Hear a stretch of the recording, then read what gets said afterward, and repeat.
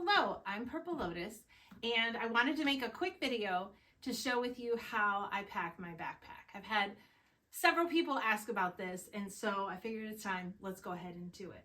I just want to say everybody does their thing differently. This is just what works for me. Doesn't mean it's the best, doesn't mean it's right for you. Just keep that in mind. Okay, so let's get started. First of all, I have a few things that go in the very bottom of my pack. That is because it's my emergency bag, which contains some of my 10 essentials that you should have with you on every hike. And then this tiny little repair kit that has tape, patches, needle and thread if I need to repair gear on the trail. Since I'm going on a long distance backpacking trip, I have a little baggie to do laundry in while I'm on the trail if I need to take care of a shirt or a pair of underwear quickly. Okay, then I, and a lot of backpackers, then use another bag as a liner inside their bag. The particular one I use is made out of NioFlume, and this will go in and line the entire pack. But as you can hear, it's really loud and crinkly. So that would just completely dominate the video. Let's pretend like it's in there. Okay, then for me, the next thing that goes on the bottom of my pack is my inflatable sleeping pad. I kind of fold it up in this shape a little bit differently every time to not have the same wrinkles, but to me that gives my bag it just fills out the foundation of my bag. Then next for me, I personally really like to use stuff sacks and compression sacks in my packing. It works with my brain to keep everything separate and visually distinct. So in here is my sleeping quilt, my sleeping bag liner, my pillow, and that goes in the bottom of my bag because you only need to access that once a day, right? At the end of the day. And then it's one of the first things you put away in the morning. Next to that goes my sleeping clothes, which are also my emergency dry clothes. You try to stay dry on the trail, but worst case scenario, if you get injured and you're in wet clothes, I at least always have one set of dry clothes that I can change into to avoid hypothermia. And actually the stuff sack that these are in, as this valve, it becomes like a bag, like bagpipes to inflate my sleeping pad. So again, those go down deep in there next to my sleeping bag. Next is the clothes that I'm not wearing at the time. This is my backup shirt, backup underwear, backup socks. Those also go in there. And again, all of this would be inside that bag liner. Now, at this point, that's when I like to twist the bag and tuck the tail in there. So now everything in the bottom of my bag is not only in my pack, it's not only in water resistant stuff sacks, but then it's also in essentially a waterproof bag. So they're like kind of triple protected from getting wet. Okay, then in my system, next goes my bear can. I don't always carry a bear can, but I plan to at least start the AT with one. And I'm gonna be honest, if I wasn't kneeling, if I was standing up, I could really push that puppy down. That goes next. And then on top of that goes my tent. And to the side of that goes my puffy. Puffy is a jacket that you don't wear while you're hiking. You wear it while you stop hiking. So at the end of the day or on breaks. And again, if I was standing up, I would really get the air out of this and smush it all down. But just for showing quickly here, we're gonna call that top part packed. Woo, it's up high, but it would be lower. Okay, and then I have outer pockets.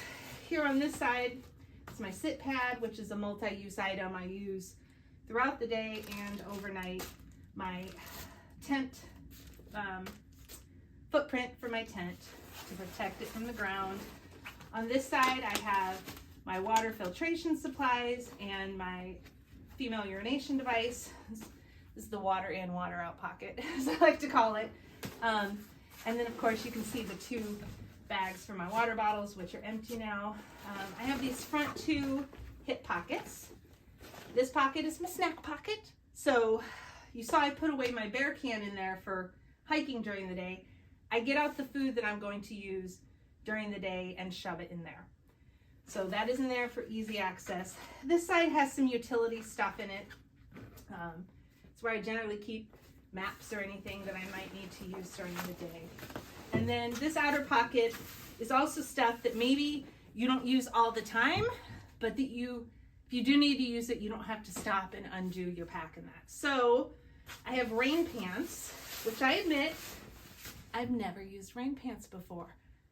But because I'm starting the AT and it's mountainous and it's colder, I'm actually thinking I'm not going to use the rain pants as much as to keep me dry from the rain, but as a insulating layer from the wind and the cold, again, at stopping points. Hat, it's good for everything, sunlight, rain, bugs, whatever. This is my rain jacket, which is also a pack cover. Oh God, this is gonna be so hard to do sitting down. I have in here, these are my gloves and hat for when it's cold. Just shove those there. These are my sun sleeves and bug net for my face. Again, not something you'll use every day, but it's there when you want it. And then these are my camp shoes, which I would also shove in here or attach to the outside of my pack. But again, in the interest of having it be difficult to do while I'm sitting down, and also because you don't want to hear me grunting, I'm not going to put those in there now. So that would clip on there. All of that stuff fits in there just fine. Again, when I'm standing up to pack. This is the brain of my pack. The brain attaches up here. It clips on in the front and in the back. And again, if this was all cinched down better, which it would be if I was doing it in earnest, it would be much lower.